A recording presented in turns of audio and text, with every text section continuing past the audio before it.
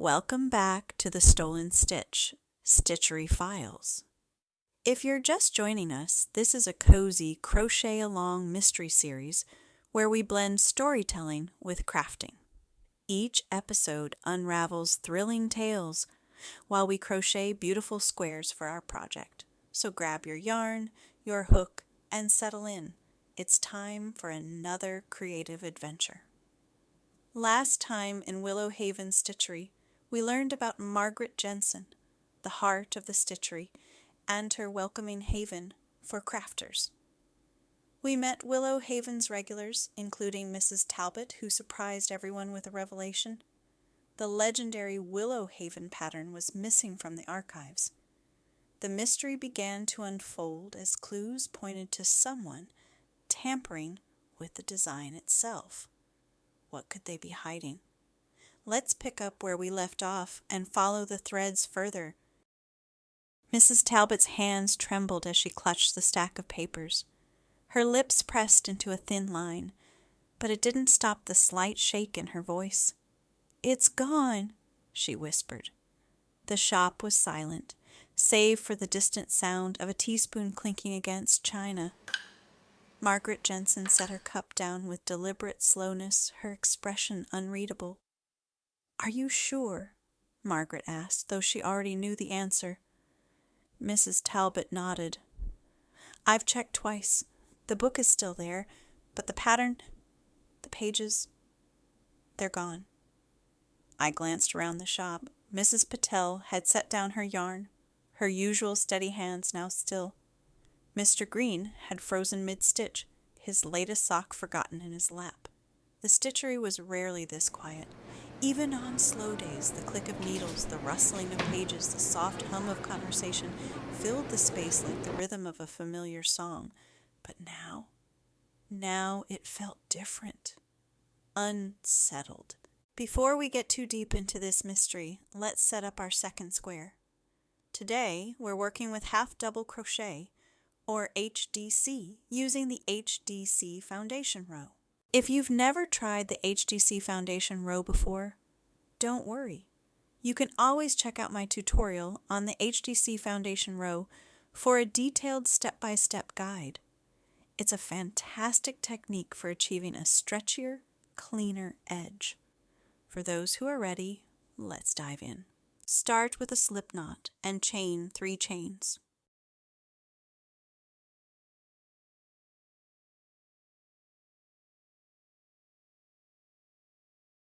Yarn over, insert your hook into the first chain, and yarn over again. Pull up a loop. You should have 3 loops on your hook. Yarn over and pull through just 1 loop.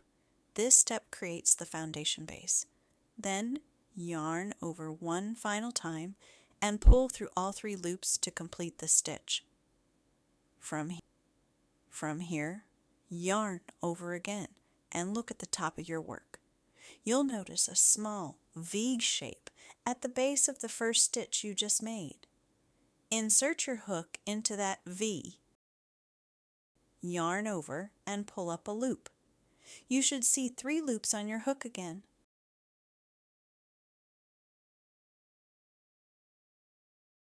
Yarn over, pull through just 1 loop to create the foundation base, and then yarn over once more to finish the HDC.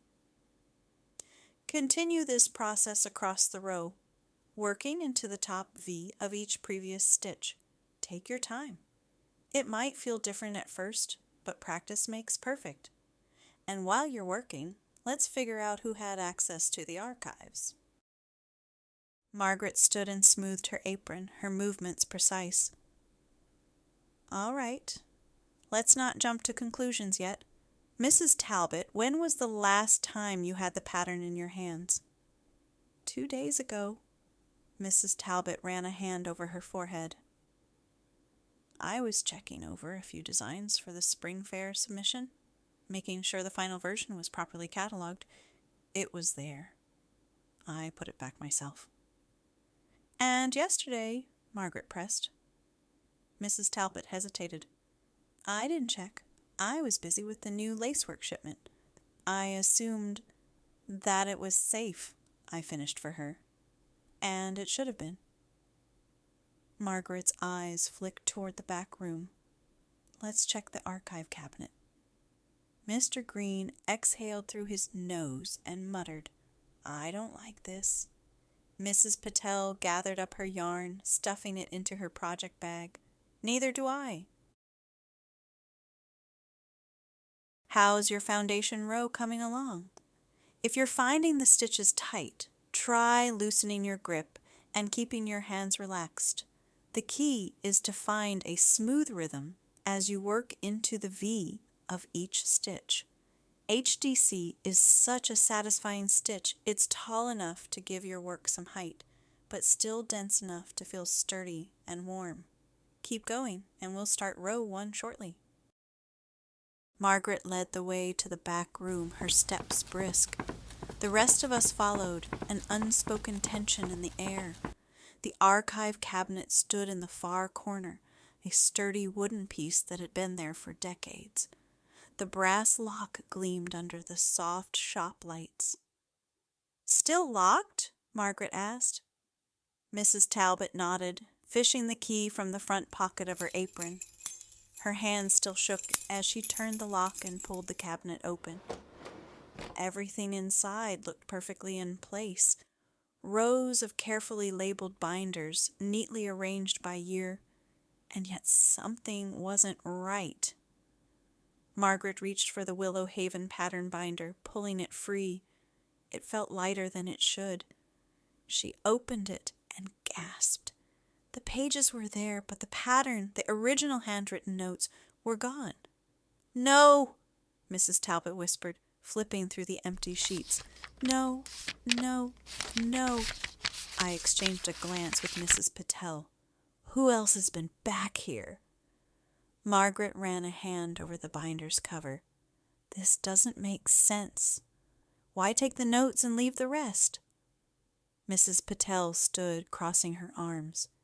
Maybe they weren't looking for the pattern itself. Maybe they were looking for something else hidden inside it. My stomach twisted at the thought. If this wasn't just about crochet, then what were we really dealing with? All right, let's turn our work and prepare for row 2. And instead of using a chain 2, we'll switch it up and use the stacking stitch for a cleaner edge. To create the stacking stitch, begin by making a single crochet in the very first stitch of the row. Now, look at the vertical bar of that single crochet. It's the loop running up the side. Insert your hook into that bar, yarn over, and pull up a loop. You'll now have 2 loops on your hook. Yarn over again and pull through both loops to finish the second single crochet.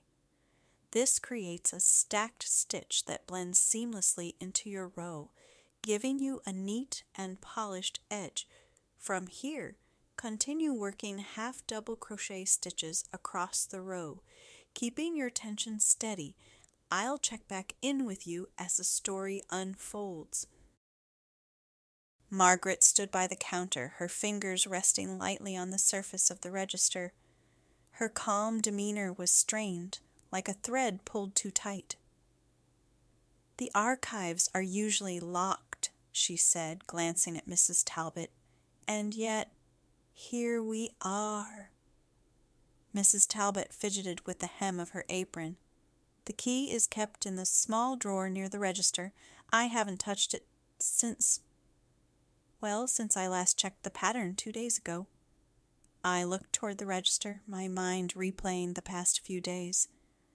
I think I saw someone near there recently, I said slowly, the memory hazy, but I can't remember who. Margaret tilted her head, her sharp gaze locking onto mine. Try to think. Was it someone you recognized?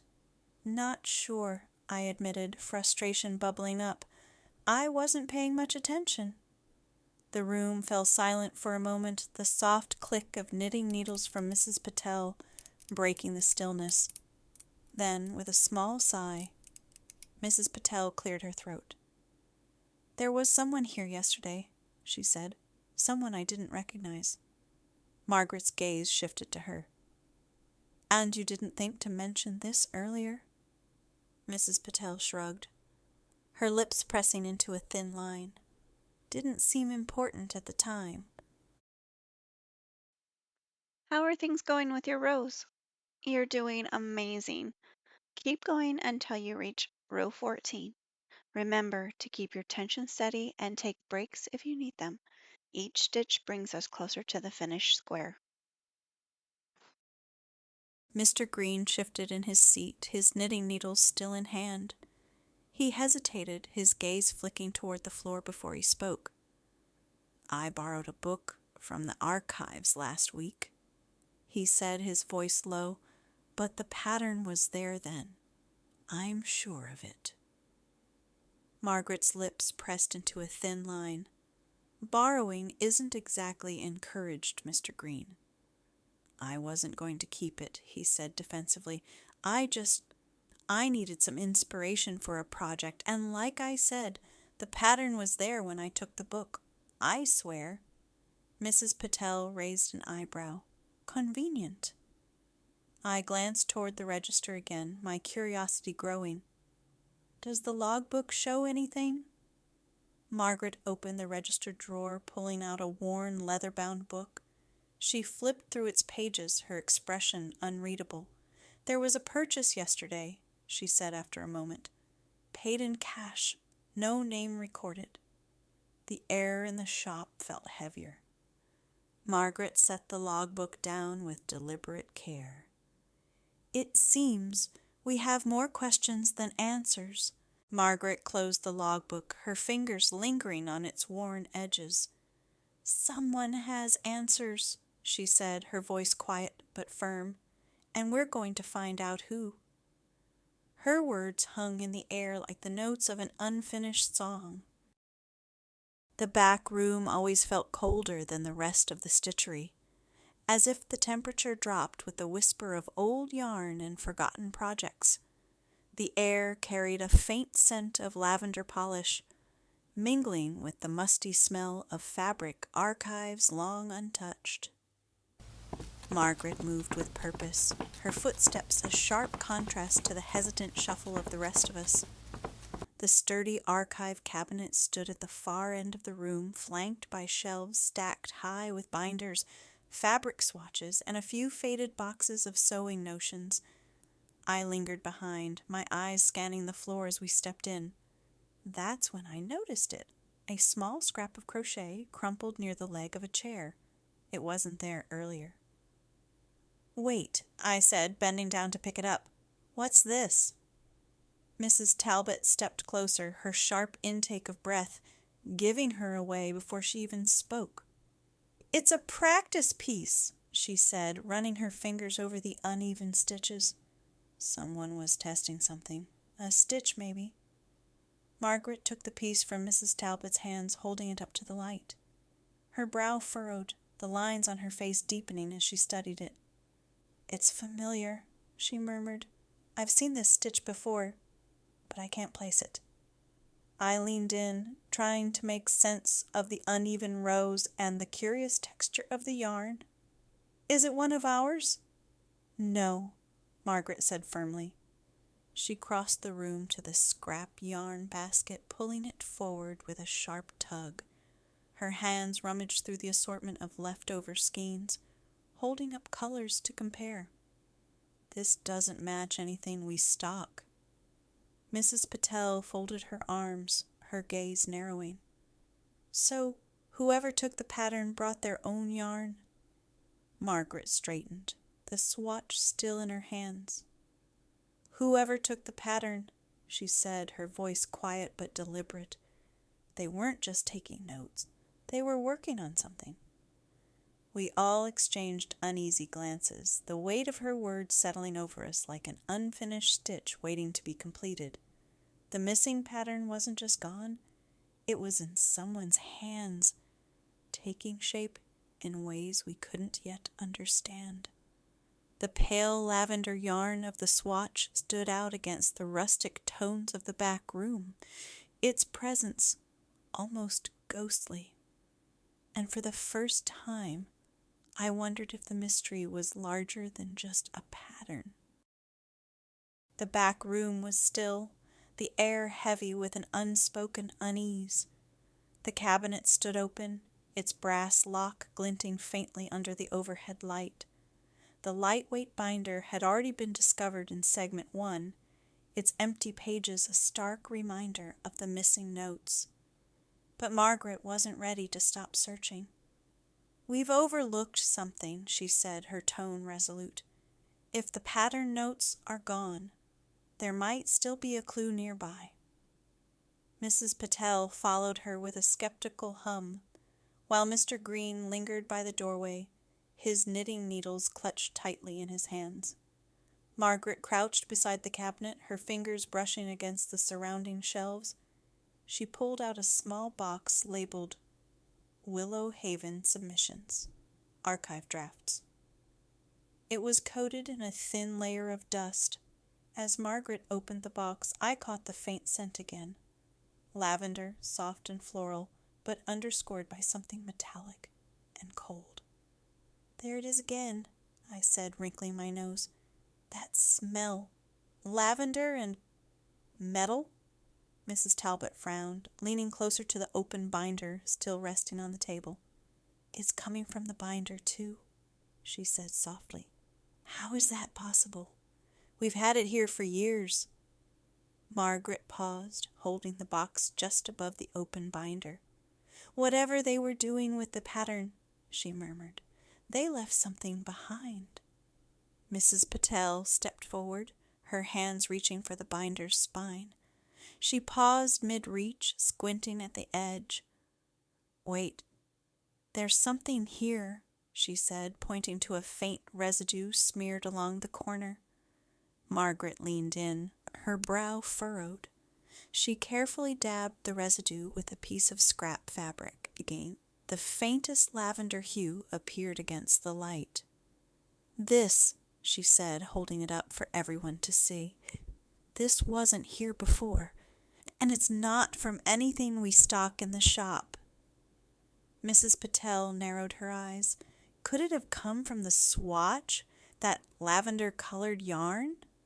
"Maybe," Margaret said, "but that doesn't explain the metallic scent." Behind us, Mr. Green shifted uncomfortably. His gaze dropped to the floor as he cleared his throat.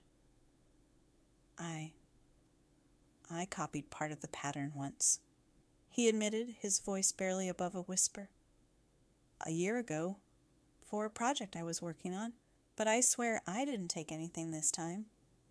Margaret's gaze snapped to him, sharp and questioning. "You copied a proprietary pattern without asking?" "I wasn't going to use it commercially," he defended himself. "It was just for inspiration, and I put it back exactly as I found it." "I swear." "That's convenient," Mrs. Patel said with a pointed glare, "but it doesn't explain this." She motioned toward the residue still clinging to the binder's spine. Margaret sighed, her eyes lingering on the faint lavender smear. "Whoever handled this binder didn't just take the notes," she said. "They left behind something else. A mark, a signature, maybe." The words hung in the air, their weight pressing down on the small group.